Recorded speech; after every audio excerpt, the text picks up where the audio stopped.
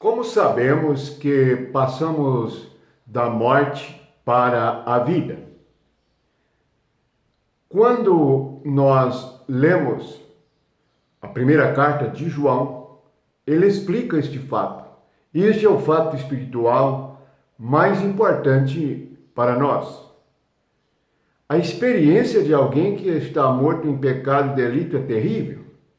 Estar morto espiritualmente é viver uma situação de Lázaro na sepultura. Precisamos ouvir a voz do Senhor e sair para fora. Sair para fora da morte é simbolizado espiritualmente pela saída do Egito e encaminharmos para a boa terra que é a vida de Cristo. Portanto, qual é o sinal de que passamos da morte para a vida? O que nós precisamos é de perceber que a explicação para tudo está escrito.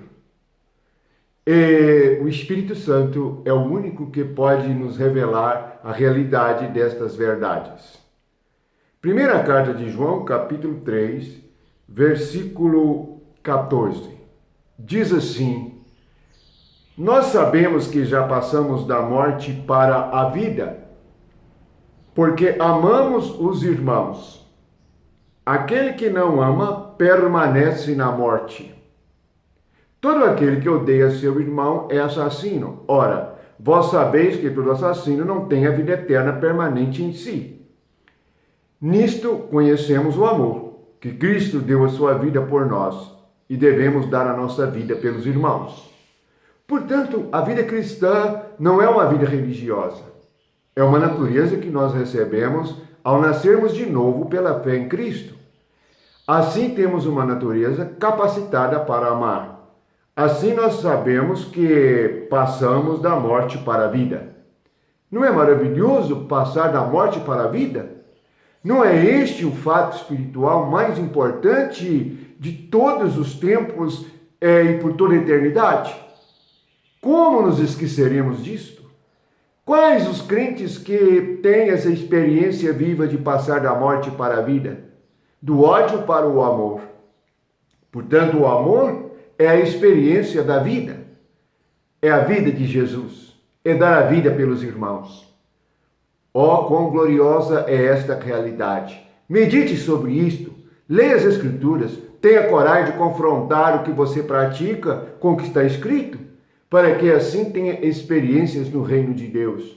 Tenha boas pérolas e possam, pelo poder do Espírito Santo, serem cheios de ouro transparente, cheios da misericórdia e do amor de Deus. Vamos estar atentos e vamos vigiar e vamos orar para que possamos compreender o que está escrito pelo poder do Espírito Santo. Louvamos o Senhor por este momento maravilhoso. Assim como está escrito em Efésios, no capítulo 2, versículo 1, estando vós mortos em pecados e delitos, vos vivificou em Cristo Jesus. Nele que é a nossa vida, nele que é a nossa esperança. É em Cristo Jesus que temos vida. Não é irmos a uma localidade, não é sermos de uma membresia religiosa, é estarmos anotados no livro da vida do Cordeiro, por meio do novo nascimento, por meio da fé que Ele nos tem dado e nos tem fortalecido e nos tem dado experiências gloriosas de vida eterna.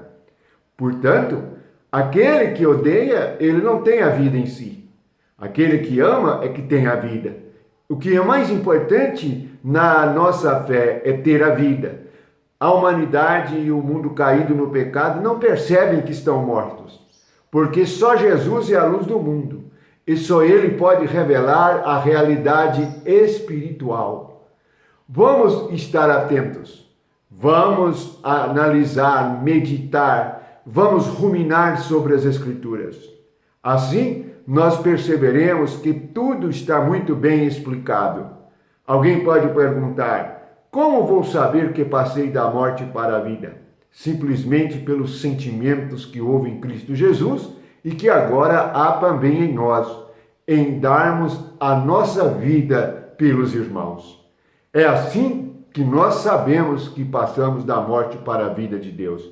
Deus é amor e a sua vida é amar. E este sentimento é o único que revela a nossa nova natureza por meio de Jesus Cristo. Que a paz de Deus e o amor de Jesus esteja com todos. Que a alegria do Espírito Santo, pela vida que nos deu em Cristo Jesus, seja sua alegria. O mundo aborrece, o mundo odeia, o mundo proclama a divisão e uns contra os outros. Já perceberam que as disputas são as coisas que mais o mundo ama? E que os heróis e os ídolos do mundo são aqueles que têm mais habilidades na carne? Saiamos do mundo, saiamos do ódio, saiamos da disputa e vamos descansar em nosso Senhor Jesus Cristo e sentirmos o amor de Deus derramado em nossos corações pelo Espírito Santo. É assim que está escrito. Louvado seja Jesus Cristo.